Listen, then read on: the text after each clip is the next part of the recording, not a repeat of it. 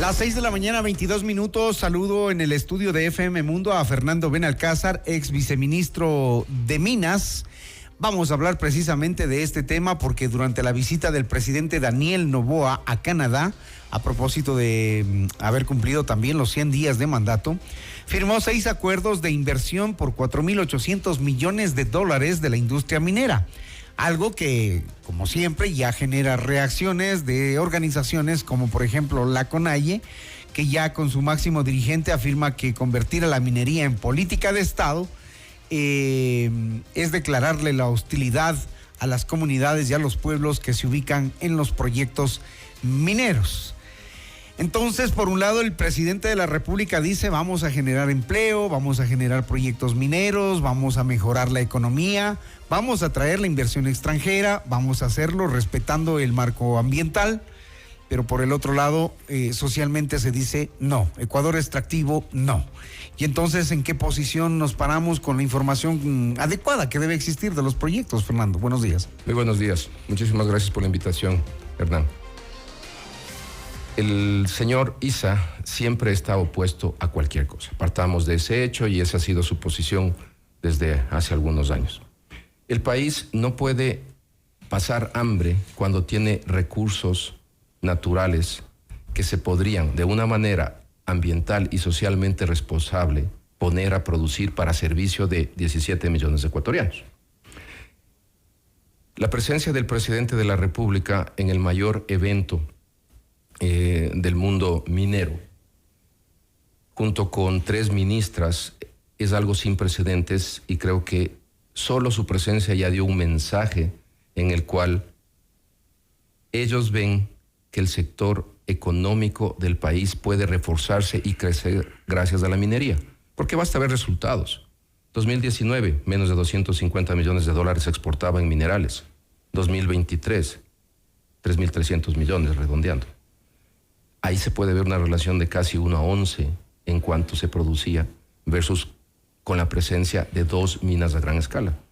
Esas 2 minas industriales han generado oportunidades de empleo y han cambiado el panorama socioeconómico de una provincia, porque coincide que las 2 están en la misma provincia. Y es eso lo que los ecuatorianos deberíamos ver, cómo, haciendo bien las cosas, económicamente impactamos y contribuimos al desarrollo de una provincia primero, sus habitantes, su infraestructura y de un país segundo. Entonces no podemos fijarnos en lo que alguien que representa a los autorreconocidos como indígenas de este país, que nos llegan al 6-7% versus un 100%, que sí vemos la necesidad económica, porque el país no puede pasar una situación económica como la que estamos viviendo, y por temas como estos no dejemos de lado lo que aquí mismo discutimos. Buscamos cerrar un campo joven en plena producción, 7 años de producción, y la consulta popular dijo: cerrémoslo, que es el campo ITT.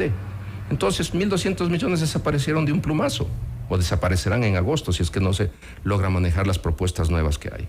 Entonces no se puede manejar un país así, y en eso yo creo que el presidente Noboa ha sido un ejemplo de liderazgo. ¿Cuántos años llevamos en el Ecuador haciendo minería? En el Ecuador hacemos minería desde la época precolonial. ¿Y dónde está la plata de estos grandes proyectos? ¿Cómo se transforma en, digamos, un modelo de desarrollo económico para el país, como el petróleo, por ejemplo, que sea la principal fuente económica, ¿no?, para financiar el presupuesto, por ejemplo? Tanto el uno cuanto el otro han tenido un impacto económico sustancial en el Ecuador. Si vamos al primero, al petrolero, digámoslo, hace 50 años, nosotros vemos cómo la evolución desde los 70 en el crecimiento y en el desarrollo del país en infraestructura básica se ha dado. En minería, la minería viene desde la época antes de la conquista, la evidencia del manejo de los metales preciosos. Y hay lugares tradicionales, como Saruma, donde esta actividad va por varios siglos. Existen proyectos nuevos en el país, como los que acabamos de hacer referencia, que desde el 2019 están contribuyendo a la economía nacional. Estos proyectos, el año pasado, arrojaron casi $800 millones de rentabilidad neta para el Estado. Y no nos olvidemos que los proyectos, de acuerdo a la ley, generan unas regalías que el 60% de las regalías van directo a las zonas de influencia de los proyectos. Y eso se puede ver y es tangible cuando uno visitaba hace 20 años lo que era el Pangui y Antzaza y esas zonas versus lo que es ahora. A través de los GATS existe una economía creciente y pujante. Pero también seamos realistas y hay que ponerlo en la mesa. Existe corrupción. Y cuando la corrupción existe, como se ha evidenciado más en el tema petrolero, por obvias razones, se quiere cuestionar si el impacto económico ha llegado o no ha llegado a un beneficiario final, que somos todos los ciudadanos ecuatorianos. Entonces, eso es otro punto, independiente de que la actividad de extracción de recursos naturales bien manejados exista. Uh-huh. Ahora, lo que acaba de decir el presidente Daniel Noboa es: vengan, explotemos los minerales ecuatorianos. Nosotros como ecuatorianos estamos abriendo las puertas. De hecho, en la consulta popular estamos tratando de cambiar la forma de resolver nuestros conflictos internacionales con el tema del arbitraje que lo está planteando en la consulta popular. ¿Eso les motiva a los empresarios? A ver, yo creo que el mensaje que el presidente Noboa dio allá fue clarísimo, en el sentido de que todo tipo de inversión en el Ecuador es bienvenida, y obviamente en el evento dio el énfasis al tema minero. Pero es absolutamente lógico lo que él está haciendo, porque la realidad de la inversión extranjera directa en el Ecuador cayó a niveles sin precedentes en el primer semestre del 2023 a 106 millones. Comparativamente con el primer semestre del 22, que estaba en el rango de 811 millones, hay una caída casi del 90%. Uh-huh. Esa es la triste realidad del Ecuador. Factores como la muerte cruzada, factores como la inestabilidad política permanente que se ha dado, la inseguridad ciudadana, han llevado a esto. Y en el tema de inversión extranjera, algo que los radioescuchas deberíamos tener claro es que hubo una resolución de la Corte Constitucional que prácticamente paró 180, redondeando, proyectos de inversión en el país, de los cuales apenas 3 eran mineros, pese que el pretexto era una consulta ambiental de 2 proyectos mineros. Pero eran 180 que se pararon. Y solo cuando se paró el país prácticamente por 5 meses, la Corte, con esa declaratoria de inconstitucionalidad de un decreto ejecutivo del presidente anterior, abrió mano y dijo: arréglense, encuentren una solución a través de una ley orgánica de consulta ambiental.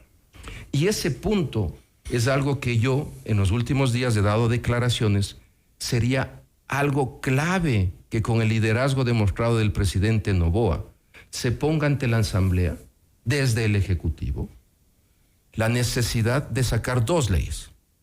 La ley orgánica de consulta ambiental, que acabamos de hacer referencia y que es parte de la sentencia de la Corte, y la ley orgánica de consulta previa, libre e informada. ¿Por qué?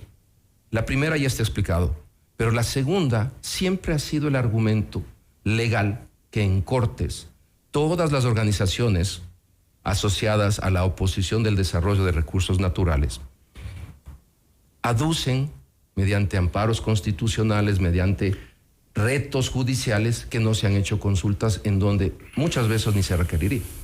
Y esto iría al fondo del asunto, porque si bien hay 4.800 millones anunciados de inversiones que se podrían complementar a las existentes, se habla de 6 proyectos y hay algunos proyectos más en marcha.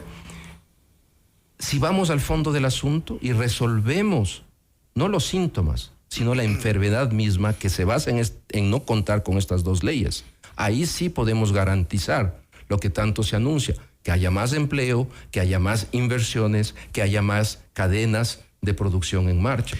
¿Qué es lo que le interesa, por ejemplo, a Canadá? ¿Qué partes del Ecuador? ¿Qué zona minera le interesa?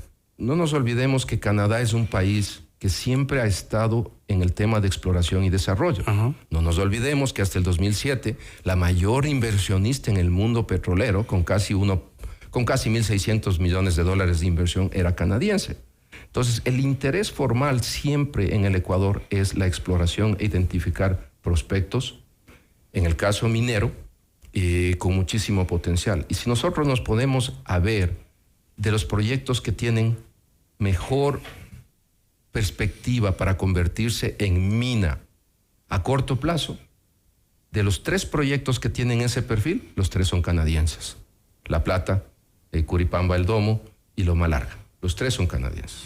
De los que a mediano plazo podrían convertirse también en proyectos con calidad de mina, estamos hablando de Cangrejos, por ejemplo. Cangrejos es uno de los prospectos más interesantes. ¿Dónde es esto? En la provincia de Loro. Un poquito al sur de Puerto Bolívar.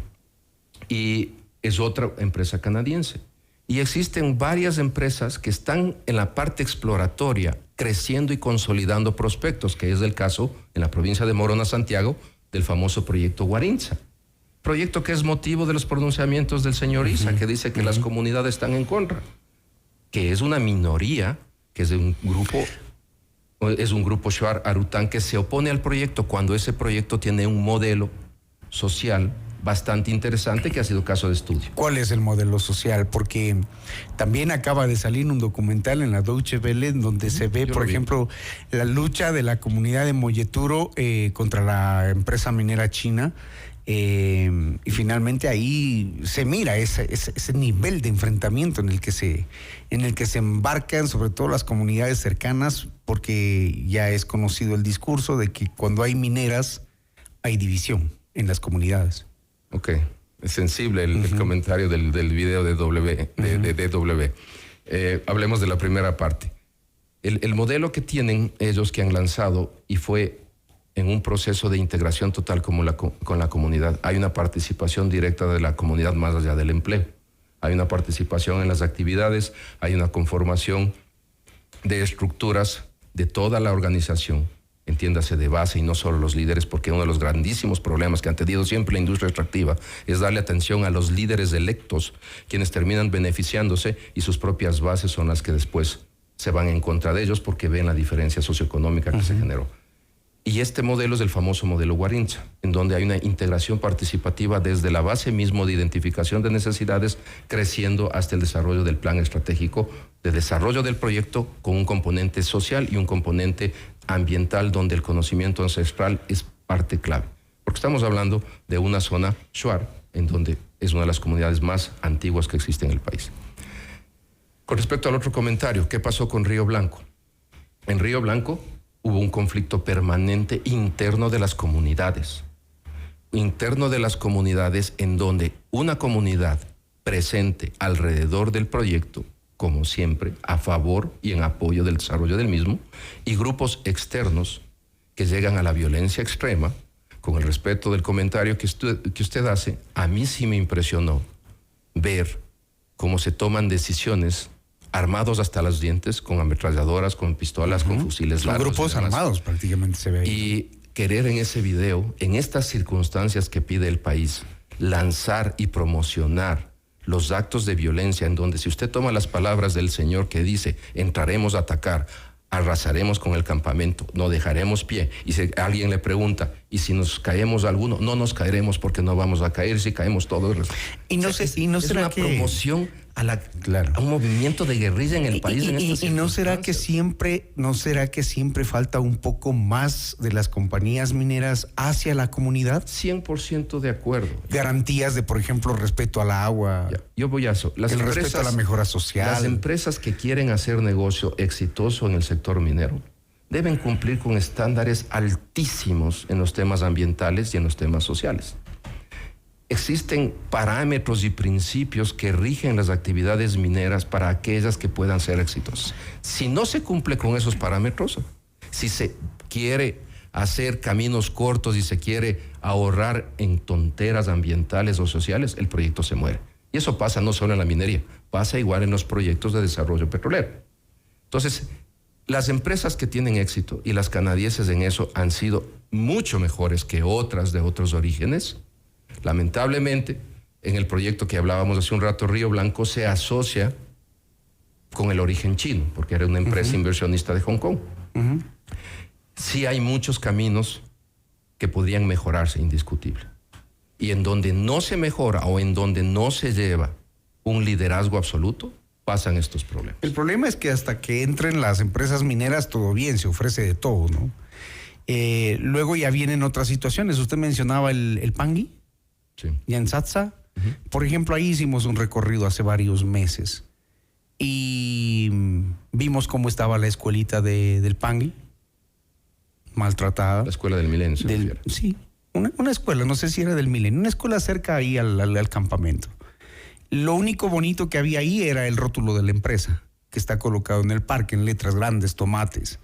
Yo tengo fotografías y videos de aquello, pero siempre me pregunté, ¿y por qué no la población sigue en estas condiciones? Entonces, a veces uno, sin querer tomar posición, analiza, reflexiona, entonces uno piensa y, bueno, hasta que entran las empresas, sí, todo chévere, se plasma en el papel los bonitos acuerdos, el tema de los procesos sociales, pero en la realidad no queda, o sea, sí falta.